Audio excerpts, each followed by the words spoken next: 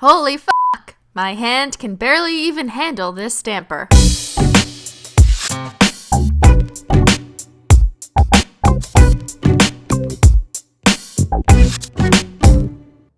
Today I'm gonna unwrap for you one of the craziest things I've ever seen in stamponomics, or stamponometry, whatever, pick your discipline. This massive giant stamper that's pretty much the same size as my hand is called the mochi stamper, or the mokai, or mochi, or mochai, I don't know. And you can get 10% off with my code, Simply. Yay, codes, we all love codes. It has a plastic holder bottom, and the pink stuff is a semi-squishy silicone stamp.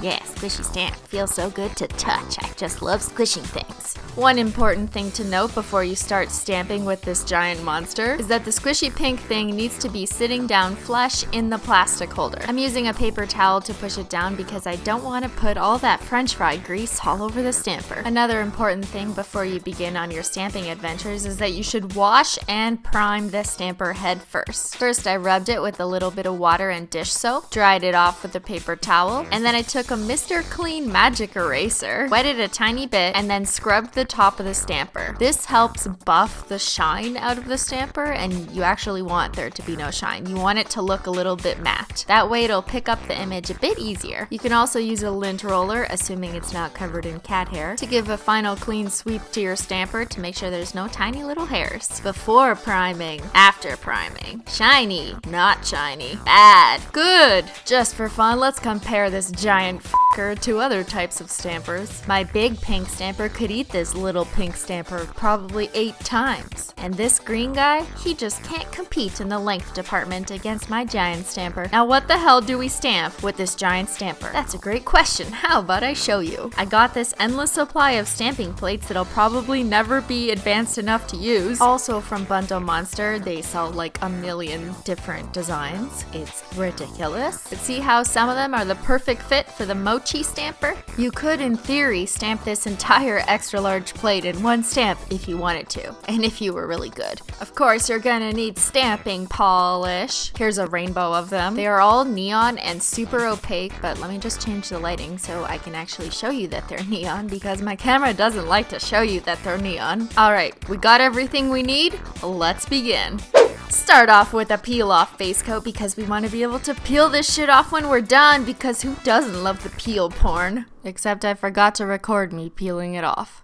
I'm sorry, no peel porn today. I decided to try one of the Bundle Monster stamping polishes as a regular nail polish because why the hell not? I love breaking rules. Stamping polishes probably do not self-level and apply as nicely as regular polish, so there is that to consider. Just out of curiosity, I decided to paint my nail with the Bundle Monster black stamping polish too, but it dried so weird. What is this? It looks like tar. So I learned my lesson and I just covered it with regular black nail polish. Next, we're gonna take some Simply Peel and apply it around our nails. And no, we're not stamping quite yet. There's still one more step before that, because I just love doing simple nail arts that are very straightforward and easy to follow. We're gonna do some dry brushing, because who doesn't love to paint like a 2-year-old? Now it's time to use your amazing freehand skills and paint a masterpiece. This is mine.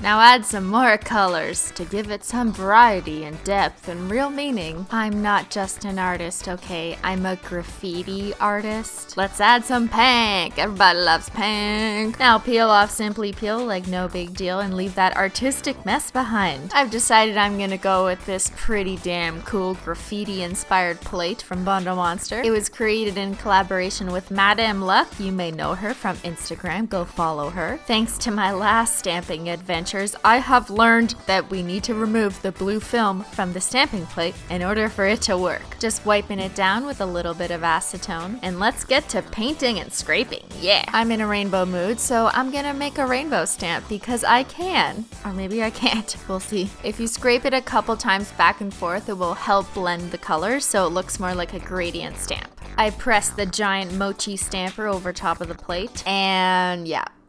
What did I do wrong? Let's try it again. I like to show you guys all of my fails so you can see what not to do, because I think that really helps in the learning process. Just for experimental purposes, I decided to bring the stamping plate to the stamper, so the opposite of what I just did, and see if that worked.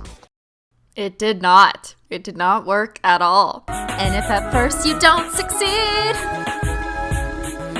you can clean it off and try again. You can clean it off and try again. Try again, again, again. This time I'm gonna try rolling the stamper from one edge of the plate to the other, as opposed to last time where I just pressed the stamper flat down in one push on the plate. And hey, looks like rolling it worked. I did it again to see if I could replicate that success, and to prove it wasn't just a fluke. Rolled the Menchie stamper over the stamping plate. Did I just say Menchie? Yes, I did. And bam, it actually worked again. So this is the fun part where you get to stick your fingers on the squishy stamper. It's probably best to use a rolling motion if your nails are quite curved like mine. Remember, you gotta work quickly with this part. You can't waste any time, or else the polish will dry on the stamper and then it won't stick to your nail. This one did not turn out so well. Good thing no one ever looks at my thumb. I was surprised. There really wasn't much of a mess to clean up, and the polish that was left over on my skin, all I had to do was take a dry brush and kind of push it off. So now I'm gonna do some black polish stamping over top of my amazing dry brush graffiti, and I'm really just repeating the same process as before, except it's less exciting because it's black and not rainbow. One reason why I think this giant stamper is pretty cool is that you can do all your nails at once if you wanted to. Because personally, I really hate cleaning off the stamping plate with acetone like 17 times. Perfect! I've always wanted a tattoo of a nail polish bottle on my finger. To take off the tattoo, all you gotta do is use some double-sided tape or just regular tape. I realized that you don't need to apply Simply Peel when you do this stamping, because for whatever reason the stamping polish just comes off this easy like this. Like, what is this? You are defying the laws of nail polish. You can finish off the little stamping stragglers with a cleanup brush dipped in acetone if you like. And now we're gonna add a holo taco because I am bored. That's why. Recently, I found myself to be obsessed with this particular holo top coat because the holos are dispersed so you can still see the polish underneath. I got it off Amazon and I put the link to this one down below. Ooh, pretty. Holo on street art. Hey, remember when I wrote the word holo as street art? It was just nail polish, I swear! And that concludes my random ass colorful graffiti look. Please don't forget to subscribe to my channel because we're trying to reach 1 million glitter critters on YouTube. Why did I just say that? I watch too much glitter forever. What I really meant was we're trying to get to 1 million holosexuals on YouTube. So make sure you subscribe because you might just unlock another giveaway. Now, are you gonna go out and get this giant stamper? Can you handle the giant stamper? I don't know. Why don't you get it and let me know how it makes you feel? So squishy. I just want to squish it. Alright, thanks so much for watching, guys, and I'll see y'all later. Bye!